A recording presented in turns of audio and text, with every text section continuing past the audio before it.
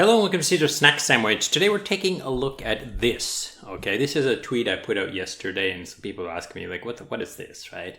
And I just did it for fun, but here I am to explain what is this and what is going on here and basically what is this opportunity. Now to me this is pretty cool new tech and it's pretty innovative and I really like it. So I'm gonna use a flowchart to explain what it is, but let's first look at where is it.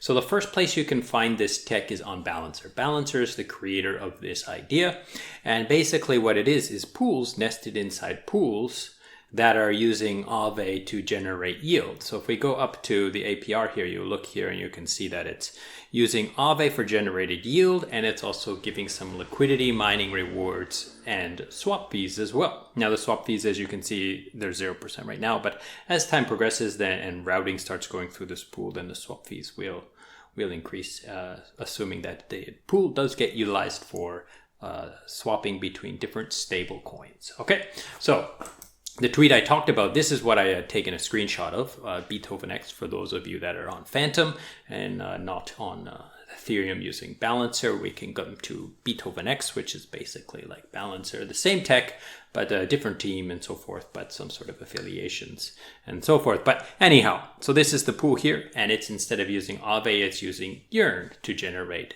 additional yield. Now again, both of these pools are pretty new.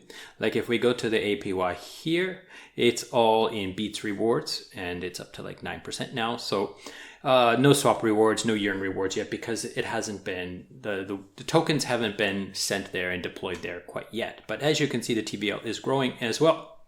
Now the TVL on Balancer is quite substantial. So I think this pool is pretty healthy already. And this one is growing in health a little bit, okay? Now, if you want to know how this thing works, you can come to the Balancer docs and read what's called boosted pools, or you can get a little like a little short version here at this Balancer boosted pool LP Medium article. I'll put links to these all in the description below, but let's swing over to my flowchart and then I'll explain to you how the system works there.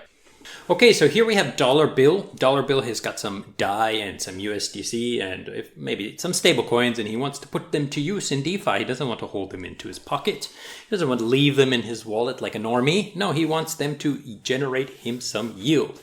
So he starts looking around, and the first place he looks at, let's say, is Yearn Finance. And he says, oh, Yearn Finance is giving out 15% on DAI and 10% on USDC. And now this is, of course, a variable APY based on market conditions and farming rewards and so forth. But he sees that and he thinks, oh, okay, yeah, that's not too bad.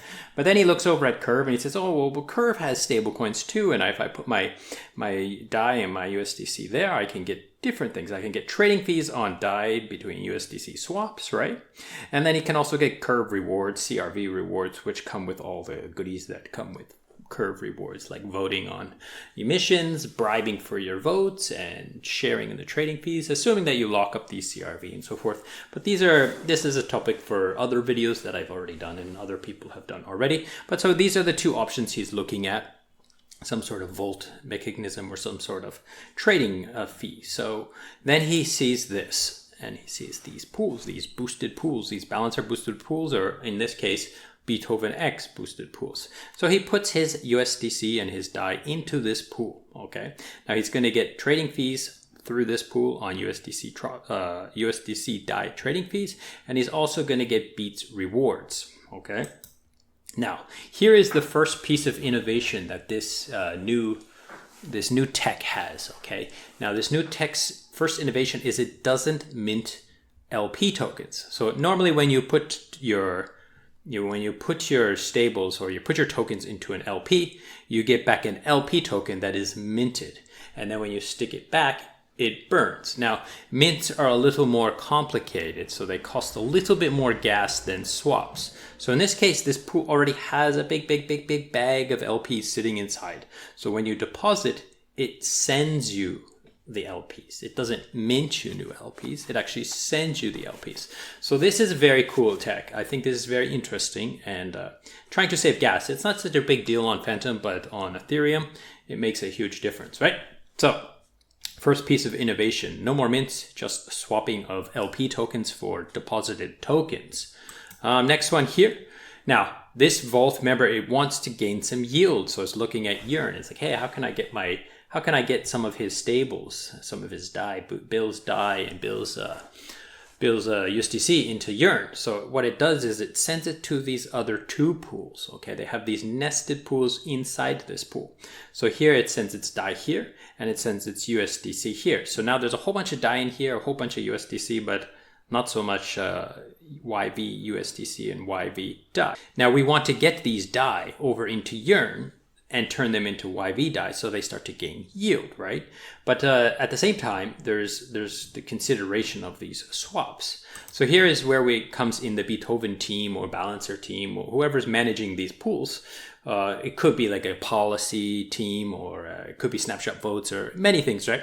So they set some sort of number, like let's say they want like between 800,000 and 1 million DAI and 800,000 and 1 million USDC in this pool for swaps. And then everything above that, they're going to send it to Yearn for yield. So they're going to choose some number that they think is healthy for maintaining the swaps to cover the normal trading volume that happens. And then they're going to set the pools to understand that, oh, anything above that, we want it to be sent to Yearn. So how is it going to get sent to Yearn? Here comes a third-party arbitrage person, some sort of tech genius, right? These pools, by him setting how much the minimum or the maximum, let's say 1 million is the maximum.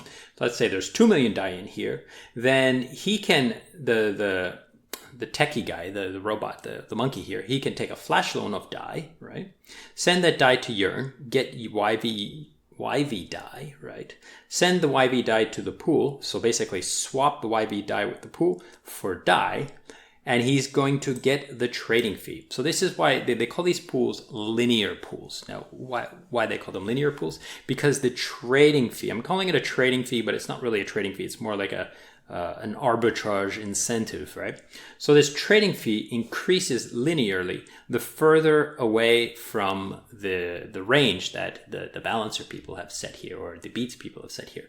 So if it goes away like up to 2 million, then the trading fee is going to get more. And if it goes up to 3 million, then the trading fee is going to get more and more and more. So he's going to be incentivized to take a flash loan, mint those YV tokens, swap the DAI for YV, and then repay his flash loan and keep the trading fee, basically. So this is basically how the system's working. Now, when somebody does come to swap, they're basically going to swap between this pool that the balancer or the Beethoven-X have set. So he's going to get his swap fees. Now, if he wants to withdraw, it's going to withdraw first from the pool of, the DAI and USDC, and if it has to, it'll rake back from Yearn if he needs to take out all of his tokens, or he might have to do it in batches if he has, first it'll take from the DAI, and when that's empty, then he will maybe take from the YV DAI. But maybe this arbitrage guy here, this arbitrage monkey, is fast enough and will quickly take advantage of that trading fee and manage these things.